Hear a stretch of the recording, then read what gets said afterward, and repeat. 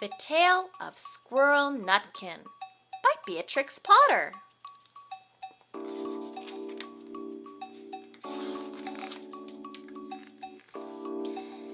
This is a tale about a tale that belonged to a little red squirrel, and his name was Nutkin. He had a brother called Twinkleberry and a great many cousins. They lived in a wood at the edge of a lake. In the middle of the lake, there is an island covered with trees and nut bushes, and amongst those trees stands a hollow oak tree, which is the house of an owl who is called Old Brown.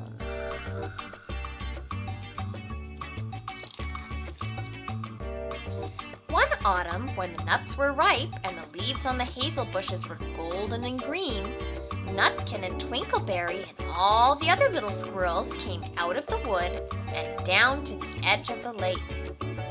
They made little rafts out of twigs and they paddled away over the water to Owl Island to gather nuts. Each squirrel had a little sack and a large oar and spread out his tail for a sail. There they go, off to the island. They also took with them an offering of 3 fat mice as a present for Old Brown and put them down upon his doorstep. Then Twinkleberry and the other little squirrels each made a low bow and said politely, "Old Mr. Brown, will you favor us with permission to gather nuts upon your island?" But Nutkin was excessively impertinent in his manners. He bobbed up and down like a little red cherry, singing, riddle me, rot-tot-tot, a little wee man in a red coat, a staff in his hand and a stone in his throat. If you'll tell me this riddle, I'll give you a groat. Now, this riddle is as old as the hills. Mr. Brown paid no attention whatever to Nutkin. He shut his eyes obstinately and went to sleep.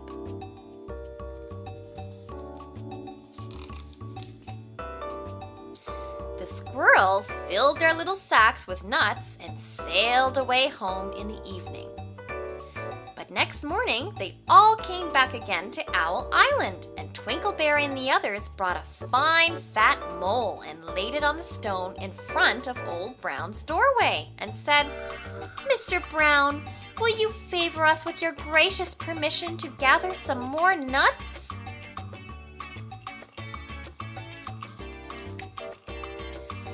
But Nutkin, who had no respect, began to dance up and down, tickling old Mr. Brown with a nettle and singing, "Old Mr. B, riddle me ree, hitty-pitty within the wall, hitty-pitty without the wall. If you touch hitty-pitty, hitty-pitty will bite you." Mr. Brown woke up suddenly and carried the mole into his house. He shut the door in Nutkin's face. Presently, a little thread of blue smoke from a wood fire came up from the top of the tree, and Nutkin peeped through the keyhole and sang, "A house full, a hole full, and you cannot gather a bowlful."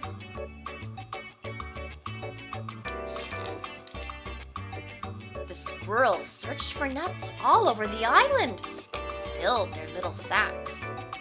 But Nutkin gathered oak apples, yellow and scarlet, and sat upon a beech stump playing marbles and watching the door of old Mr. Brown.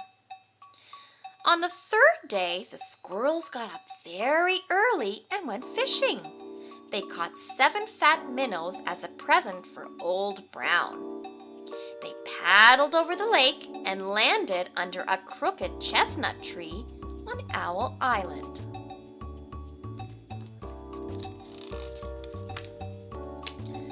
Twinkleberry and 6 other little squirrels each carried a fat minnow.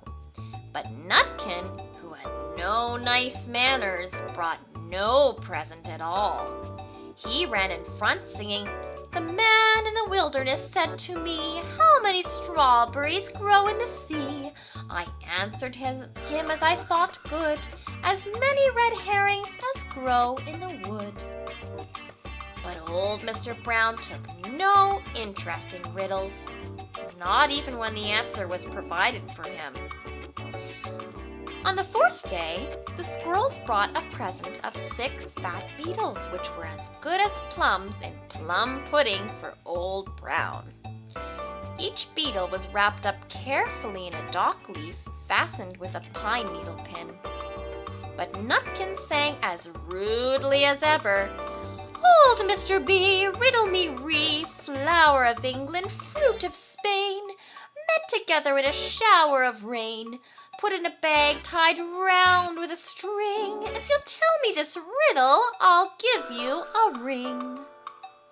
Which was ridiculous of Nutkin, because he had not got any ring to give to Old Brown.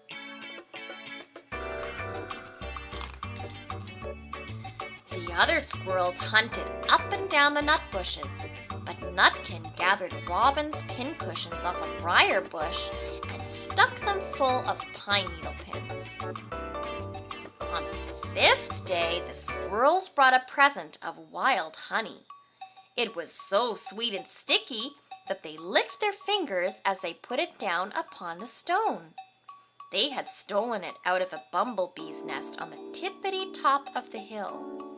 But Nutkin skipped up and down, singing, Hum-a-bum, buzz, buzz, hum-a-bum, buzz. As I went over Tippletine, I met a flock of bonny swine, some yellow-nacked, some yellow-backed.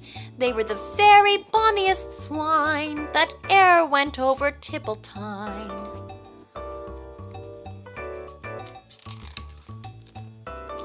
Old Mr. Brown turned up his eyes in disgust at the impertinence of Nutkin. But he ate up the honey. The squirrels filled their little sacks with nuts. But Nutkin sat upon a big flat rock and played 9 pins with a crab apple and green fir cones.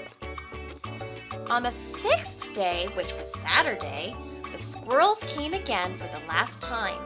They brought a new laid egg in a little rush basket as a last parting present for Old Brown. But Nutkin ran in front, laughing and shouting, Humpty Dumpty lies in the beck with a white counterpane round his neck. 40 doctors and 40 wrights cannot put Humpty Dumpty to rights.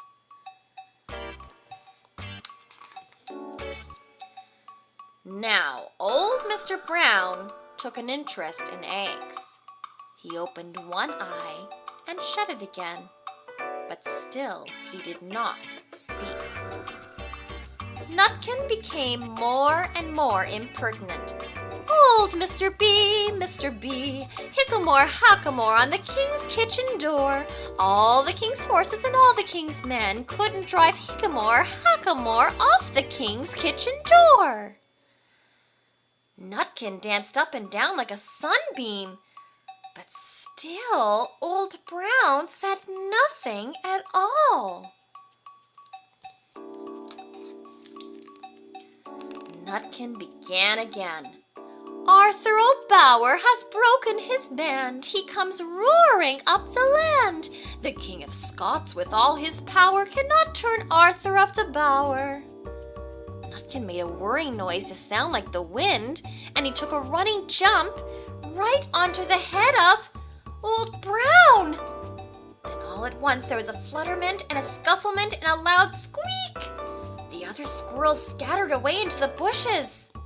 When they came back very cautiously, peeping round the tree, there was Old Brown sitting on his doorstep, quite still, with his eyes closed, as if nothing had happened. But Nutkin was in his waistcoat pocket.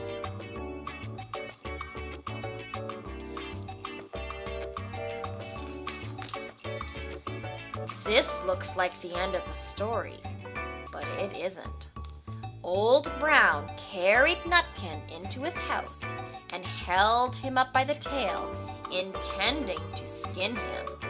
But Nutkin pulled so very hard that his tail broke in two, and he dashed up the staircase and escaped out of the attic window. And to this day, if you meet Nutkin up a tree and ask him a riddle, he will throw sticks at you and stamp his feet and scold and shout, "Cuck, cuck, cuck, cuck, cuck, cuck."